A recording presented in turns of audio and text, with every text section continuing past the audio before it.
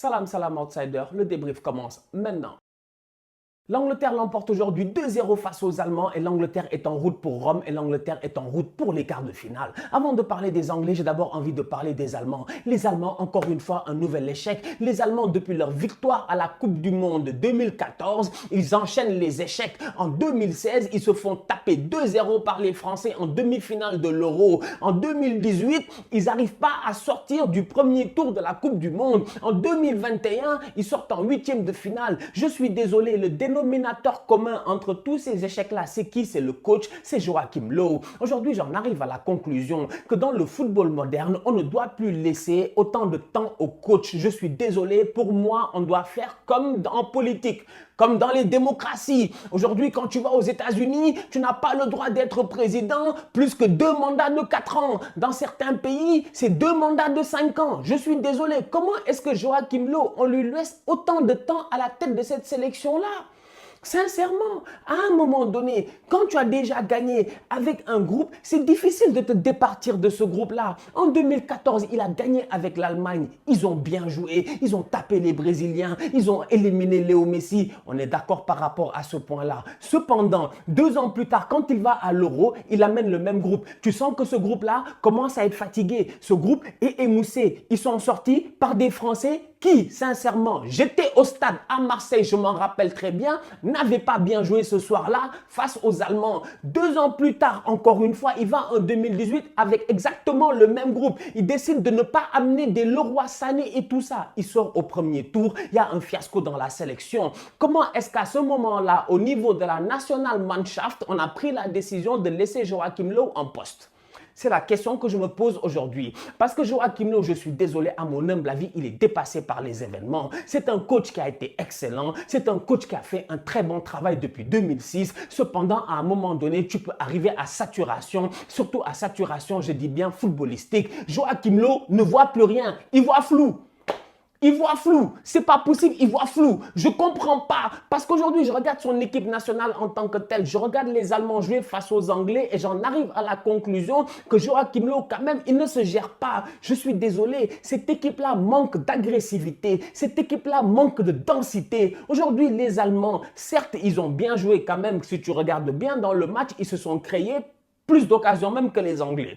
Ils ont pas mal joué en tant que tel. Mais tu as besoin de caractère, de densité en tant que tel. Cette densité-là, tu la récupères comment? Par l'activité au milieu de terrain. Le système défensif à 3 de l'Allemagne, à mon humble avis, c'est pas forcément le meilleur système défensif dans lequel l'Allemagne devrait jouer. Aujourd'hui, j'aurais aimé voir un joueur comme Joshua Kimmich dans l'entrejeu plutôt que de le voir sur le côté. Aujourd'hui, j'aurais aimé voir, je dis bien, au niveau de l'Allemagne, un attaquant de pointe à la place de Thomas Müller. Parce que Thomas Müller, tout le respect qu'on a pour lui et tout, c'est vrai qu'en Coupe du Monde, il a claqué plein de buts et qu'il est même deuxième meilleur buteur de l'histoire de la Coupe du Monde. Ce que vous voulez, ou même meilleur buteur de l'histoire de la Coupe du Monde, comme vous voulez.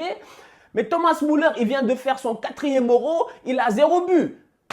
Il a 0 but. Donc Thomas Müller, en termes de finition aujourd'hui à l'Euro, l'histoire nous a déjà montré que ce n'est pas sa compétition. Aujourd'hui, il arrive en 1 contre 1 face à Pickford. Il doit mettre le but de l'égalisation et il rate son action. Aujourd'hui, comme je dis, encore une fois, sincèrement, le football a évolué d'une telle sorte que je pense que les coachs à la Arsène Wenger, à la Ferguson et tout ça, pour moi, c'est fini. Pour moi, c'est fini. On doit mettre des mandats au coach. On te donne 3 ans ou 4 ans, tu performes. Si tu ne performes pas, on fait des changements, on amène quelqu'un d'autre. Parce que le problème, je le dis et je le répète encore une fois, et je vais même prendre l'exemple de l'équipe nationale du Sénégal. C'est là où il y a un souci. Tu vas en finale de Coupe d'Afrique face à l'Algérie avec un effectif. 2 ans plus tard, tu dois jouer une CAN. Il y a de fortes chances que tu amènes le même effectif. Parce que sentimentalement, il y a quelque chose qui marche entre toi et ce groupe-là. Tu te dis que ce groupe-là qui t'a amené en finale est capable de te ramener en finale. Tu te trompes. Aujourd'hui, je suis désolé. Joachim Löw en tant que tel s'est trompé. La fédération allemande en tant que telle s'est trompée. Ils auraient dû virer Joachim Löw après 2018, malgré tout ce qu'il a fait pour le football allemand. Le 3-4-3 allemand en tant que tel, il a fonctionné face au Portugal. Tu joues face au Portugal, ton latéral c'est Semedo. J'ai pas besoin de vous faire un topo. On connaît Nelson Semedo. Tu joues face au Portugal qui est une équipe qui, sincèrement, défensive. Donc qui t'attend. Donc qui va te laisser l'opportunité de monter sur le terrain et de jouer. Les Allemands, ils ont combiné. Ils ont été bluffants à ce moment-là. Mais quand tu joues face à l'Angleterre et que l'Angleterre vient avec le même dispositif tactique que toi et que les Anglais en tant que tels, ils ont, je dis bien, deux défenseurs centraux sur les côtés qui se gèrent. Aujourd'hui, Kyle Walker, pour que Gosens passe, il faudrait que Gosens il passe par Trippier et après il passe par Kyle Walker. Il va passer par où? Il va passer par où? Goretzka, il est passé une fois. Declan Rice a fait la faute. Depuis lors, pendant tout le match, j'ai pas vu Leon Goretzka faire une percée. Leon Goretzka a fait une percée à la Renato Sanchez. Il est rentré, il n'y a pas de problème. Il a été dangereux et tout. Mais mis à part cette action-là au début du match, où est l'apport de Leon Goretzka au milieu de terrain? C'est la raison pour laquelle je vous dis que j'aurais aimé voir Joshua Kimmich. C'est la raison pour laquelle je me dis, mais chaque adversaire peut être avec son système tactique. Quand tu vois que les Allemands, quand tu vois que les Anglais, ils vont jouer avec le même système que toi, innove à un moment donné en deuxième mi-temps. Fais un changement intelligent. Essaie de passer à 4 derrière. Densifie ton milieu de terrain. Crée des problèmes à Calvin Phillips et à Declan Rice. Il ne l'a pas fait. Il ne l'a pas fait. Il est là sur le banc comme ça. Et Dieu sait par où sont passées ses mains avant ça. Franchement, Joachim Löw, en fait, je suis désolé. Franchement, je suis désolé. Champion du monde 2014. Il est là depuis très longtemps, mais à un moment donné quand même, je le répète encore une fois, tout comme les présidents de la République, les coachs ne doivent pas faire plus qu'un temps déterminé. Il va falloir à un moment donné dans le football moderne qu'on détermine ce temps-là. Parce que sinon, sincèrement, on va avoir les mêmes histoires, over and over again. Le manque d'attaquants au niveau de l'Allemagne est vraiment criant, c'est incroyable, c'est incroyable. Depuis Miroslav Klose, depuis, comment il s'appelait lui ça encore, Mario Gomez. Non, je cherche les attaquants, je cherche les grands attaquants allemands durant ces dernières années. Il n'y en a pas, il n'y a pas de grands attaquants allemands, franchement, mais c'est pas possible. On parle de l'Allemagne. Non seulement tu n'as pas l'agressivité et la densité que tu dois avoir au milieu de terrain, mais en plus de ça, tu n'as pas un attaquant capable de claquer des buts. Thomas Müller, comme je vous le dis, sentimentalement, tu peux l'amener parce qu'il a fait une bonne saison avec le Bayern. Ça ne veut pas dire qu'en équipe nationale, il va réussir à performer comme il l'a fait en 2010. Aujourd'hui, Thomas Müller, l'action de but, il la rate. Timo Werner, j'en parle même pas. Pendant 67 minutes qu'il a fait sur le terrain, Timo Werner a eu 2 occasions. Une frappe sur Pickford, c'est dommage, pied gauche, et un centre qui passe à travers la surface. C'est tout. On a vu le match. Qu'est-ce qu'il a fait Werner? Absolument rien. Les Anglais donc aujourd'hui, finalement, quand tu te rends compte que les Allemands, ils se sont créés des occasions, tu te demandes quel genre d'occasion les Allemands se sont créés. Un corner, une balle qui tombe, une frappe de Kai Havertz, superbe arrêt de Jordan Pickford. C'est des occasions, certes, mais en tant que tel, dans le jeu, aujourd'hui, s'il y a une équipe qui a été rassurante, c'était bien l'Angleterre. Parce que là où les Allemands, ils n'étaient pas très sereins, là où Saka, dès la première minute de jeu, il fait crochet, il laisse Toni Kroos sur le côté, il dribble, je dis bien, Rudiger. À ce moment-là, je me dis, ça c'est une équipe qui est posée, ça c'est une équipe qui a des individualités qui sont capables de faire la différence. Et là, Gary Southgate fait le changement qui fait la différence. Parce que cette équipe d'Angleterre-là est une équipe qui est très intéressante. Je comprends le choix de Gary Southgate de faire jouer Sterling, Harry Kane et Saka. La raison pour laquelle je pense qu'il fait jouer Sterling, Harry Kane et Saka, regardez bien, lorsque Saka sort et que Grealish rentre, tu te rends compte automatiquement que tout le jeu de cette équipe d'Angleterre-là bascule de quel côté? Du côté gauche, du côté de Luke Shaw. Parce que Kieran Trippier n'a plus de soutien et son seul soutien, c'était qui? C'était Saka. Donc du coup, je comprends l'idée du coach de se dire, si je fais jouer Grealish, Sterling et Kane, j'ai un jeu en triangle côté gauche. Je n'ai pas de combinaison possible côté droit. Donc, ça fait que Kieran Trippier est obligé de combiner avec qui? Kyle Walker. Combien de fois tu vois Kyle Walker faire des courses de malade? Lui, miskin, il court, on aurait dit Sonic. Il court comme un fou. Mais Trippier ne le calcule pas, il fait un faux centre. Ce déséquilibre tactique-là, je pense que c'est ça qui amène Gary Southgate à jouer de la manière à laquelle il joue. Maintenant, la question à se poser, c'est de savoir comment va-t-il faire en quart de finale pour oser se passer de Jack Grealish. Parce que Jack Grealish, franchement, c'est un joueur sensationnel. C'est un joueur magnifique. Franchement, c'est un joueur qui, non mais il fait plaisir. Jack Grealish, il fait, avec ses petits protèges tibia, ses petites chaussettes, il a un style tellement propre, il est tellement classe, il est tellement intelligent. Passe décisive sur le premier but vers Luke Shaw et passe décisive sur le deuxième but à la limite du hors-jeu. Franchement, aujourd'hui, Jack Grealish, il est rentré, il a changé le jeu.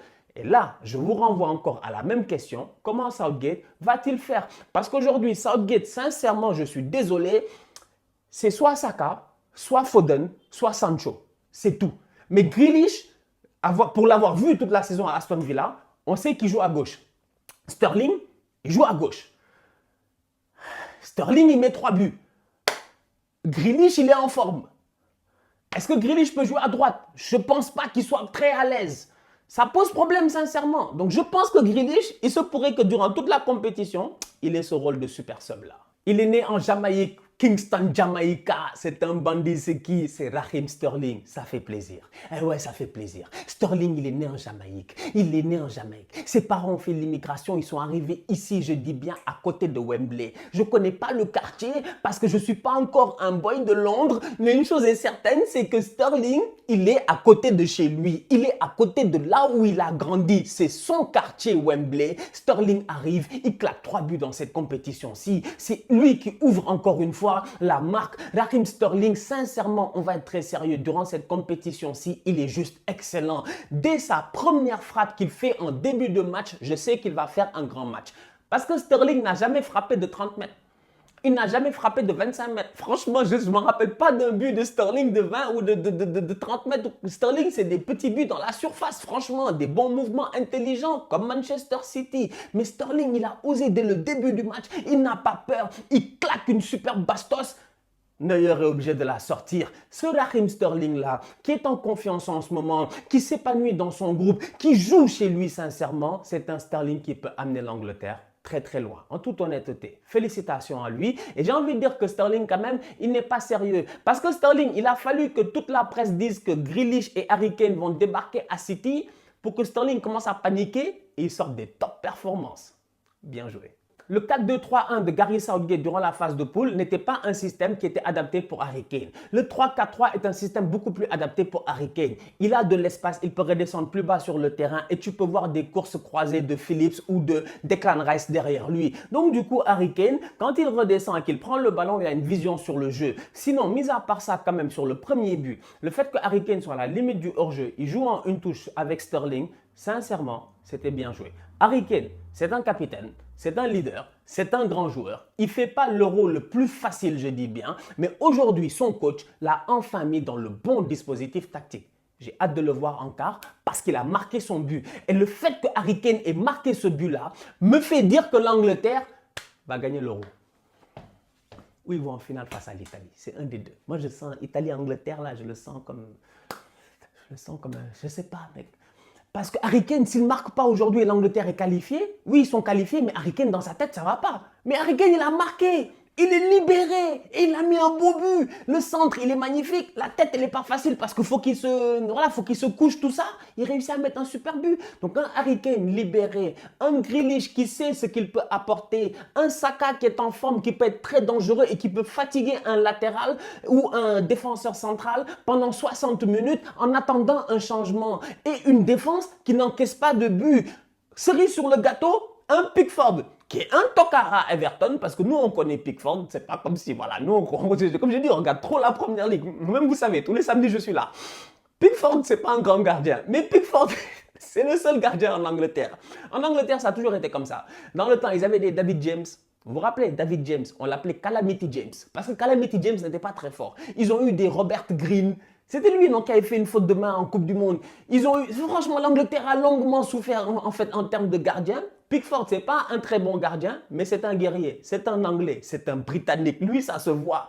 Pickford, l'arrêt qu'il fait sur la frappe de Kai Havertz, bravo. Pickford, la sortie qu'il fait sur Thomas Müller, elle est sensationnelle. C'est-à-dire qu'il est intelligent. Il sort très très rapidement, il est tellement bien positionné. Regardez le positionnement de Pickford par rapport au but. Mettez-vous à la place de Müller, essayez de croiser. C'est-à-dire que si tu mets pas, si tu croises pas comme au billard et que tu essaies de le mettre un petit filet, il va l'arrêter quoi qu'il arrive. Thomas Müller frappe à côté. Franchement, Jordan Pickford, cette défense de l'Angleterre-là, le fait qu'ils n'ont pas encore encaissé de but dans ces compétitions-là, on est en quart de finale et il reste techniquement quart de finale, demi-finale et finale, sachant que s'ils réussissent à passer les quarts de finale à Rome, ils reviennent à Wembley pour jouer la demi-finale et la finale. It's coming home, it's coming home. Tell the world it's coming home. Let the world wash away all the pain of yesterday. Gary Southgate did it. Ouh, je sais pas chanter. Mais Southgate l'a fait. Southgate l'a fait. Southgate n'avait pas réussi, je dis bien. Southgate était un peu maudit. Southgate, c'est lui qui rate le penalty en 96 lorsque l'Angleterre se fait éliminer par l'Allemagne, je dis bien. C'est Southgate qui rate ce penalty-là. C'est dommage. C'est des choses qui arrivent. C'est comme Mbappé. Regarde le destin, franchement. Plus de 20 ans plus tard, il est là. Il réussit à battre les Allemands en huitième de finale, chez lui, là où il avait raté le penalty. Franchement, c'est le destin, c'est la beauté du football. Et aujourd'hui, quand je vois ça, je suis content pour les Anglais parce que je me dis que cette équipe nationale d'Angleterre-là est une équipe nationale qui est jeune. C'est une équipe nationale qui mérite quelque chose, qui mérite, je dis bien, de continuer sur sa belle lancée de 2018. 2018, ils étaient un peu naïfs. Là, je sens qu'ils sont plus matures, ils sont plus prêts, ils ont de très bons joueurs au milieu de terrain. Le boy Phillips, là, ce que le Bielsa en a fait, c'est sensationnel. Aujourd'hui, encore une fois, il est extraordinaire. Et d'ailleurs, Henderson, finalement, il est sur le banc. Donc franchement, on va être sérieux. L'Angleterre, elle va bien en ce moment. Elle joue bien pour le moment.